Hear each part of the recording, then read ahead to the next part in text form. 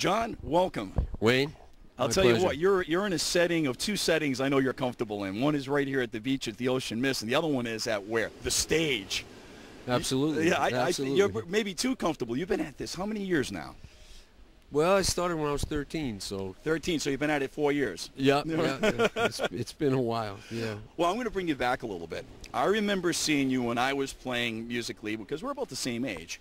I used to see you and adored what you guys were doing. I'm saying, these guys are going to make it someday at Gulliver's in Smithfield. Oh, yeah. And I'm sure our audience remembers that. Oh, yeah. We used to be up there every Tuesday night. And I was probably there most of those Tuesdays. Yeah.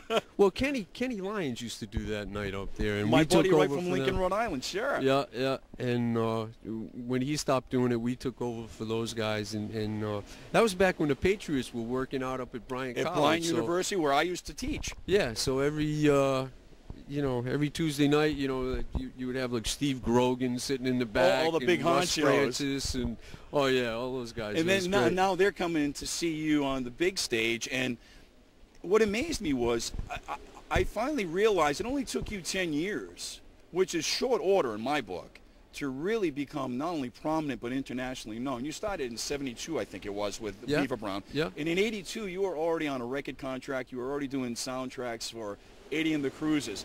How did you feel when you heard your music being performed on the big screen?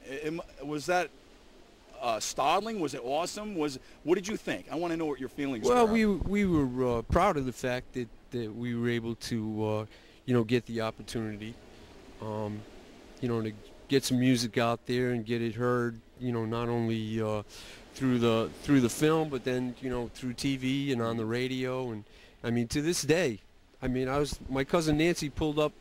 I took a ride down to the beach to look at the water, and my cousin Nancy Cafferty pulled up in the car, and she rolled down the window, and On the Dark Side was playing. Exactly. So, is that your proudest piece? Now, I know you've penned several songs on several albums, and I'm thinking, on the Dark Side, Tender Years, you got two completely different songs, style ballad versus hard rock. And what is your, I won't say favorite, but what is your proudest song that you've penned? Well, or is it something else? I always liked Tender Years. Tender Years was that was one of the first sort of real good ones that we had. I remember being over in Narragansett 100 years ago, and the phone rang, and I answered it, and he said, "Hey, JC, this is Bruce." And I said, "Really?" He goes, "Yeah, it's Bruce Springsteen." Really? He goes, "Yeah, I heard a tape of Who's Playing the Joke is what you're thinking. 10 years." Right? He goes, "Yeah." He goes, "Now that's the real deal. That's a great one. That's a real good one." So and that was back early '70s, and he was he was sort of a mentor to us in a way that he helped us out a lot with songwriting and arranging, and when we would get on in New Jersey, he would always come and play with us, and when he came up here, we would always go to see him. So. Well, I was reading, all of the folks that you've worked with, everybody from Bachman Turner Overdrive, to Foghat. Are there any special moments for you, recent or past, that you kind of embrace, that you reflect on and say, boy, I really did make it big, and I'm still going? Well, I got one coming up. And what's that? October 1st, I'm playing down in Red Bank, New Jersey. I'm playing with Gary U.S. Bonds, Mitch Ryder, and Felix Cavalieri from the Rascals. Oh, wow, that should be. Gary called me up, so I'm sitting in with Gary's band. So he called me up and he said, "JC, can you do this show with us?" And I said, "Yeah, how much do I have to pay you?"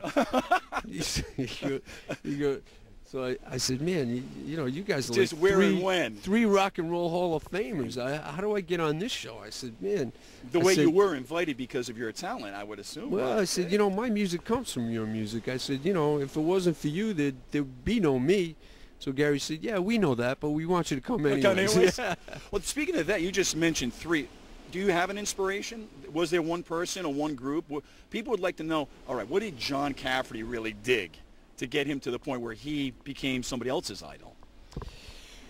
Well, early on, me and my cousin Stevie Smith, we always loved Elvis, but to think about being Elvis, it's like it was too scary. Too extreme. Well, he was, I'm not even thinking about, being an idol. I'm just thinking about being up on stage by yourself. An artist. You know, being up there as a singular person, right? You know, as a kid, that looks kind of scary. But when Stevie and I went to see Hard Day's Night and saw the Beatles, we said, no, that looks like a lot of fun. You could be in a band with, you know, your buddies, and you can hang out and play rock and roll. Make a livelihood. livelihood. Yeah. Which you've done all these years. So the idea of being in a band, you know, through the Beatles and the Stones and everything that followed, I mean, that was sort of what clicked for us. And, you know. That was then. Now this is now. What has changed for you? Has anything changed on stage? Do you still get that same spark like I do when I'm on stage? Or is it a different kind of thrill for you? Or are you able to embrace it more now? How is it different now than then? Well, I think as you know, as you get a little bit older, as you sort of understand the craft a little bit more, you know, I mean, that old rock and roll music, I mean, the roots of that, it comes from gospel and, you know, exactly. R&B and, you know, church music, and not to get too deep with that, but basically what the music is about is music is about lifting people up. You know, music is it's about giving something. It's like having something to give. When I listen to music as a kid and all through my life, at its best, it always made me feel better. You know, and it's uplifting. You hope. And you know, the most honest answer is, you know, that's the reason that I play music, because it just makes me feel better. I don't know why, it just does.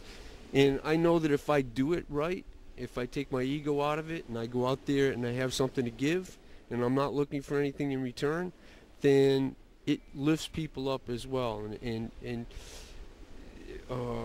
when you play with that attitude, every night is a great night. It's almost every night is the first night. It's yeah, the first time all over again. And so you know, it makes it a lot of fun, not only for the guys up on the stage, but also for the audience. And you know, it's something that, you know, I cherish. Well, I'm glad you can say that, because a lot of people would take it for granted. I know that John Cafferty and myself don't take it for granted. Every moment on stage is a blessing. Let me ask you, let's move right to the future. October 9th, you're at Autumnfest. You're the headliner on Saturday night. What can the folks at Autumnfest expect from John Cafferty? I know we can expect, because you were there 10 years ago, and from all accounts, you're just as good, if not better than you've always been. What can we expect? Well, you know, they can always expect the best that we have to give. I mean, we give, you know, it's a cliche, but